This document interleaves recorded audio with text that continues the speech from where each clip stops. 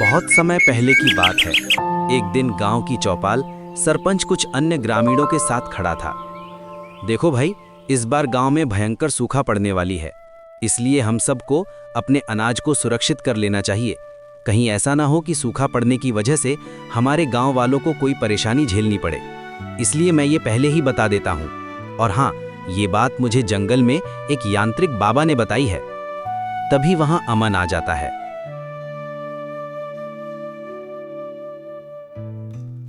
बात तो आप बिल्कुल सही कह रहे हैं। हमें कुछ ना कुछ उपाय लगाना होगा जिससे हम सभी गांव वाले भविष्य में गंभीर भुखमरी से बच सकें। अरे ओ उपाय के अमन बच्चे, पहले ये बता कि तू यहाँ पर बुलाया किसने है, आया कैसे? और पहले तो हमारे बीच खड़े होने की हैसियत बन, उसके बाद अपनी सलाह देना। अरे सरपंच जी, अब इसके जैसे गरीब को क्या पता कि हम सब किसान कितने गंभीर बात पर विषय पर चर्चा कर रहे हैं, भिखारी कहीं का। अरे बोल तो ऐसे रहा है जैसे ये अकेला ही है जो पूरे गांव को बचा सकता है। अरे इसकी गरीबी की वजह से ही गांव में एक भी व्यक्ति इसके मुंह नहीं लगता, और ये है कि कहीं भी घुसा चला आता है। सरपंच की बात सुनकर अमन निराश होकर वहां से चला जाता है। क्या हुआ, तुम इतने उदास क्यों हो?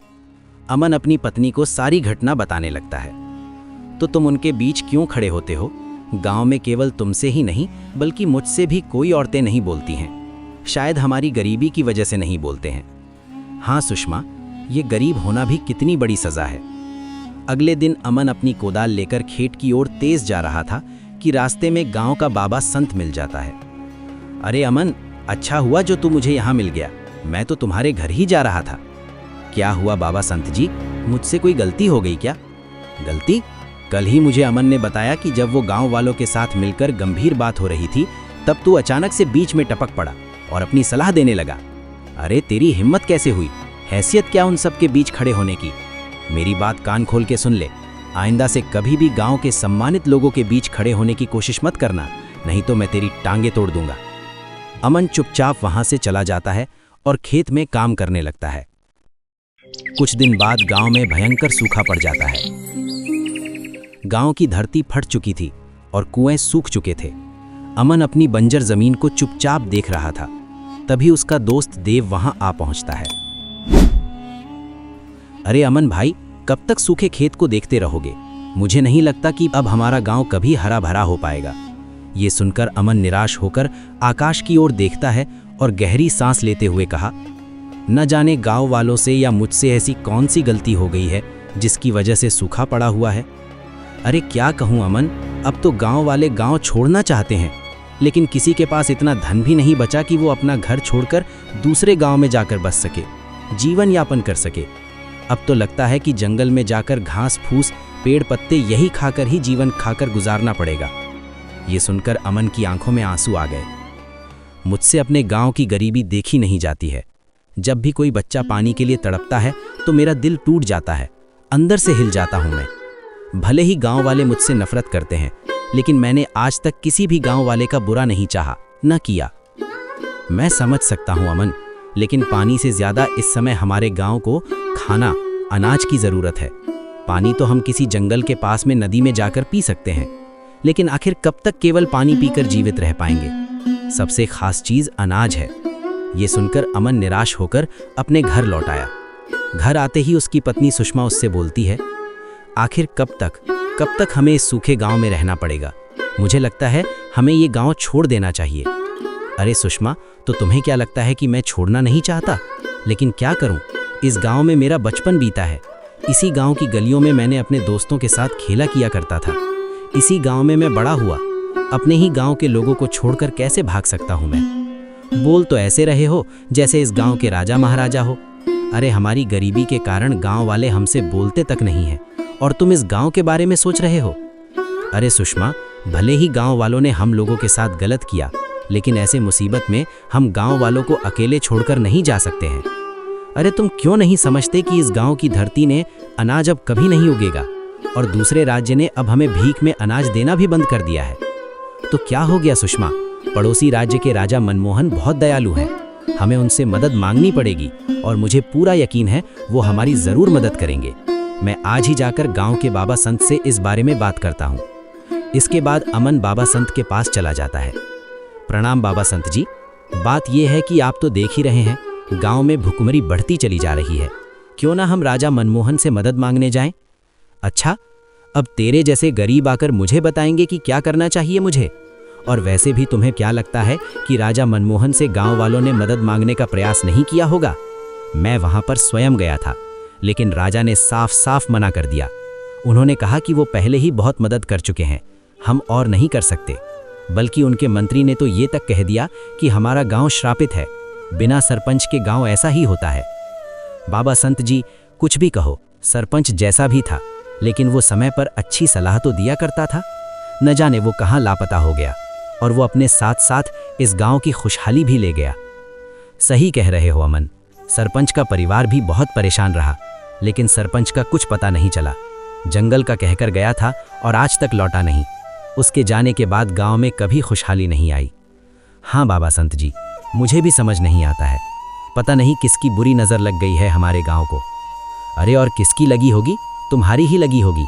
अरे जिस गांव में तेरे जैसे गरीब रहेंगे वो गांव बर्बाद ही होंगे ना। चलो जाओ तुम यहाँ से। अमन उदास होकर वहाँ से चला जाता है। तभी 12 वर्ष का बच्चा उसके पास आ पहुँचा। चाचा चाचा, मुझे भूख लगी है, मेरे घर में 5 दिन से कुछ भी नहीं बना। इतना कहकर वो बच्चा बेहोश हो गया। अमन की आंखों में आंसू आ गए। वो गांव की ओर नहीं गया, बल्कि जंगल की रास्ता पकड़ लिया। एक पेड़ के नीचे बैठकर फूट फूट कर रोने लगते जी से और जमीन से आकाश की ओर देखकर बोला, हे भगवान, मुझसे मेरे गांव की गरीबी नहीं देखी जाती है। भगवान कुछ मदद करो। तभी एक आवाज आता है, समझ ले तेरी भगवान ने सुन ली। इतना सुनकर अमन चौंक जाता है।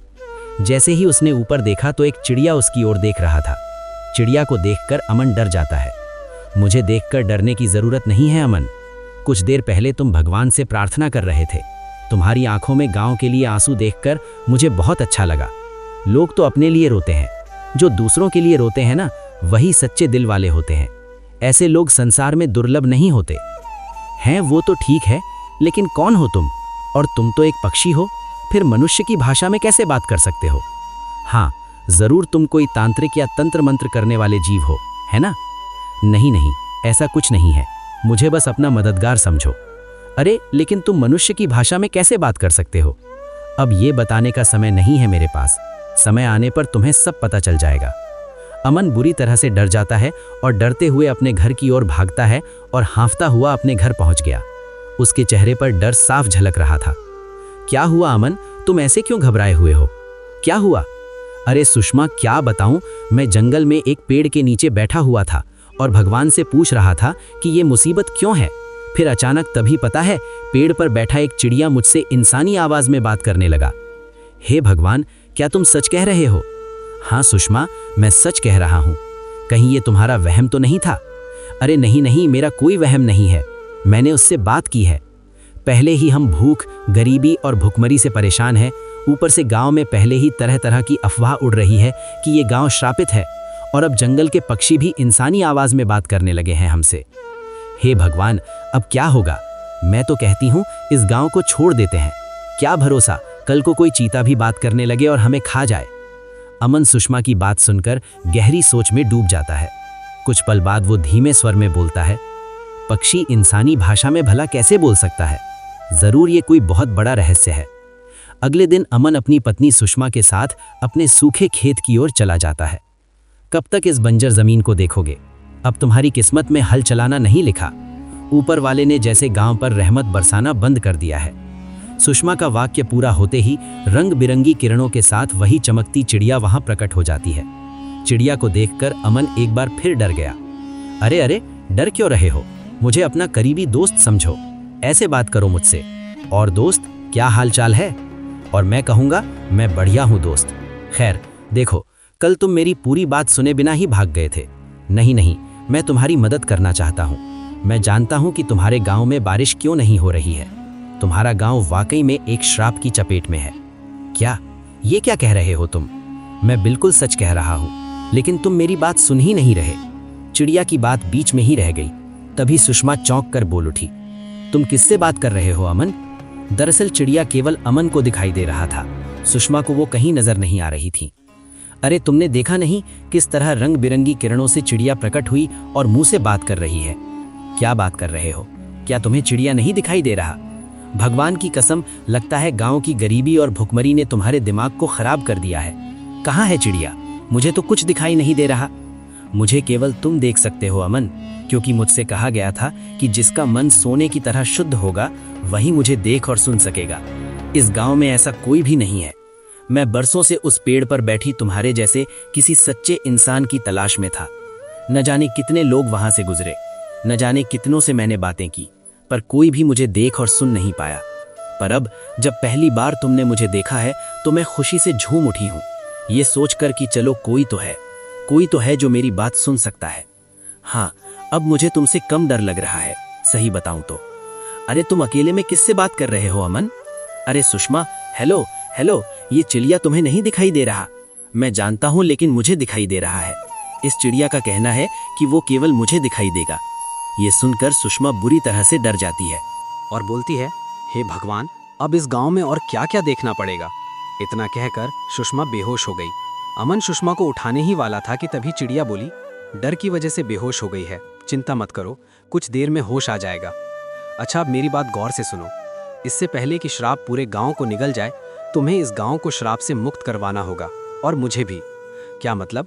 यूं समझ लो कि इस गांव से ही मेरा श्राप जुड़ा हुआ है, बस। इससे अधिक मैं कुछ नहीं बता सकता। परंतु श्राप कैसे दूर होगा, मैं ये बता सकता हूँ। सुनो, तुम्हारे गांव में सरपंच के बाद गांव के लोग सबसे अधिक किसकी बात मानते हैं, बताओ? अमन गहरी सोच में डूब गया और बोला, हमारे गांव में वैसे तो सरपंच वर्षों से पहले लापता हो गया था। उसके बाद देखा जाए तो अगर गांव में सबसे ज्यादा किसी की बात मानी जाती है तो वो तो बाबा संत हैं। वैसे भी बाबा संत जी भी सरपंच के बराबर ही माने जाते हैं, लेकिन हाँ, सरपंच से वो बहुत अलग हैं, क्योंकि सरपंच लालची था और जो दिखता है वो होता नहीं।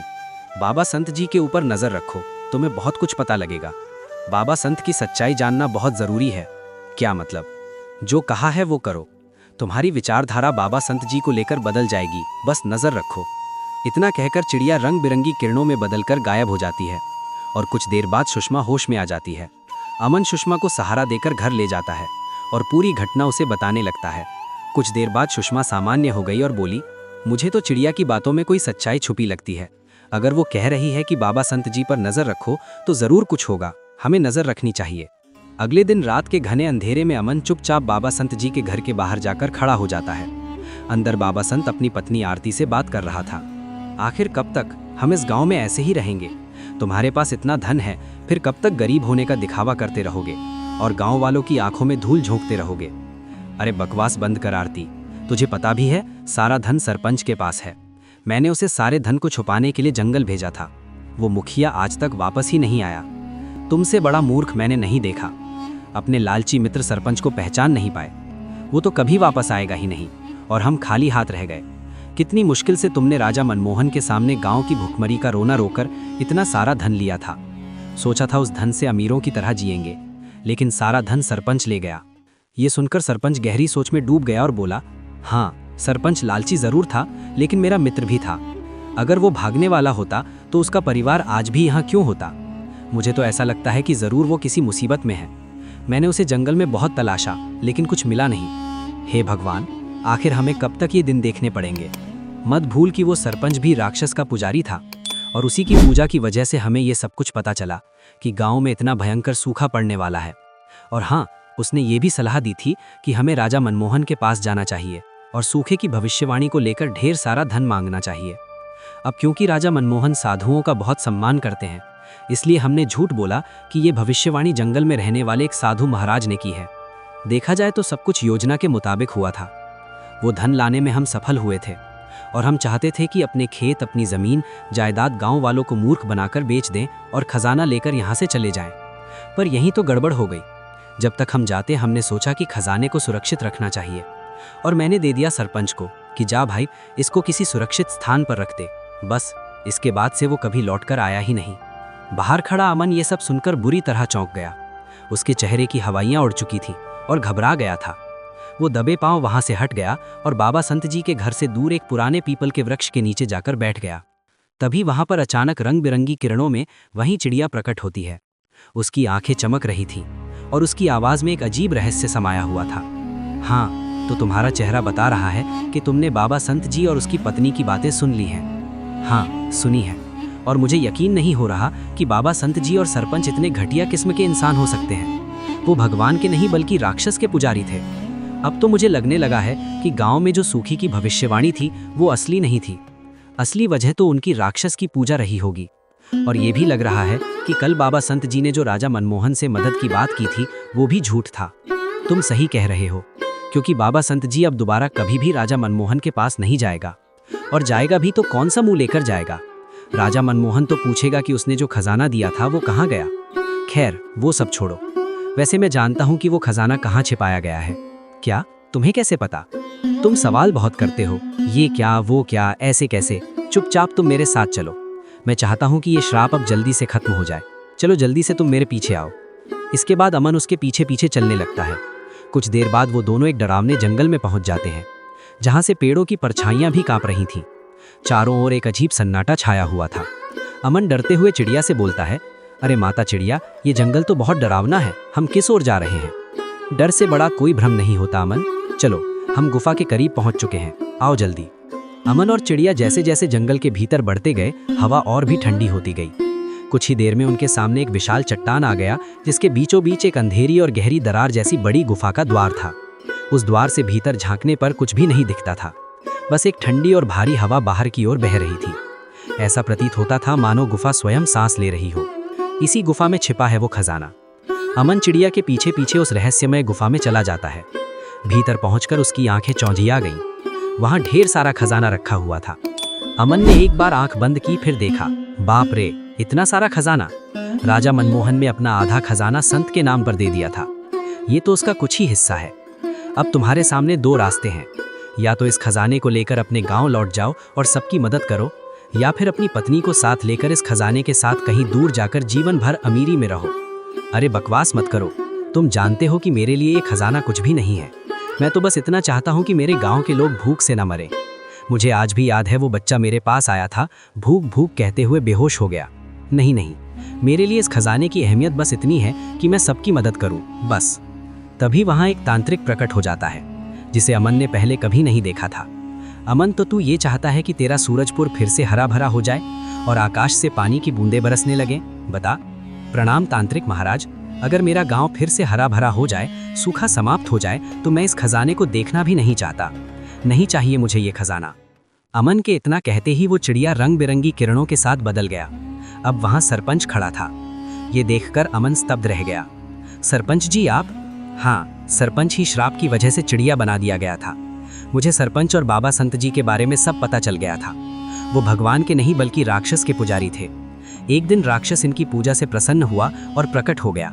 राक्षस ने दोनों को बताया था कि कुछ समय बाद गांव में भयंकर सूखा पड़ेगा। उसने कहा कि राजा मनमोहन से एक भविष्यवाणी के नाम पर खजाना मांगो। राजा संतों का बहुत आदर करता है। बस इसी का फायदा उठाकर सरपंच और बाबा संत ने राजा से आधा खजाना प्राप्त कर लिया। बाबा संत ने ही सरपंच से कहा था कि वो खजाना कहीं छिपा दे, और सरपंच इसी गुफा में खजाना छिपाने आया था। और तभी मैं वहां पहुंच गया। मैंने उसे बहुत समझाया कि असली प्रकोप उसकी राक्षस पूजा की वजह से ही आने वाला है, मगर वो नहीं माना। तो फिर मैंने उसे श्राप दे दिया कि ये चिड़िया बन जाए, और चिड़िया बनते ही सरपंच रोने लगा। तब मैंने कहा था कि जब कोई ऐसा व्यक्ति आएगा जिसका हृदय सोने जैसा निर्मल होगा, वही उसे देख सकेगा, सुन सकेगा, और वो व्यक्ति खजाने तक पहुंचेगा तो सरपंच मुक्त हो सकेगा। और तुम वही व्यक्ति हो। अब सूरजपुर में कभी भी सूखा नहीं पड़ेगा, निश्चित रहो। मुझे क्षमा कर दो अमन, मैं अपने पापों की सजा भुगतने को तैयार हूँ, मुझे क्षमा कर दो। अमन ने सरपंच को और खजाने को साथ लेकर गांव की ओर प्रस्थान किया। गांव में पहुंचते ही सभी लोग खजाना देखकर चकित रह गए। बाबा संत डर के मारे कांपने लगा। डर क्यों रहे हो बाबा संत, तुम्हारी असलियत अब सबके सामने आ चुकी है। तभी वहां राजा मनमोहन अपने सैनिकों के साथ पहुंचा। गांव में भीड़ देखकर वो चौंक गया। अमन ने राजा को सारी घटना विस्तार से बता दी। अच्छा, तो ये बात है। क्या है कि कुछ समय से हमें खबर मिल रही थी कि इस गांव में भयंकर सूखा पड़ा है। हम स्वयं देखने आए, मगर ये जानकर हमें अत्यंत खेद है कि इस गांव के 2 लोग इतने पापी निकले। राजा मनमोहन ने सैनिकों से कहा कि बाबा संत और सरपंच को बंदी बना लिया जाए। अब ये खजाना मैं तुम्हें सौंपता हूं अमन। मुझे तुम पर पूर्ण विश्वास है कि तुम इसका उपयोग गांव वालों की भलाई के लिए ही करोगे। इतना कहकर राजा मनमोहन अपने सैनिकों के साथ बाबा संत और सरपंच को बंदी बनाकर ले गया। उसके जाते ही आकाश में बादल घिराए और घनघोर वर्षा होने लगी। खेत लहलहाने लगे, तालाब भर गए और सूरजपुर फिर से हरा भरा हो गया। दोस्तों, ईमानदार व्यक्ति को ये सीख मिलती है, जो ईमानदारी से काम करता है उसे सफलता जरूर मिलती है। और दोस्तों, मेरे वीडियो को लाइक कर दो, चैनल को सब्सक्राइब कर दो। मिलते हैं नेक्स्ट कहानी के साथ में, तब तक के लिए बाय बाय।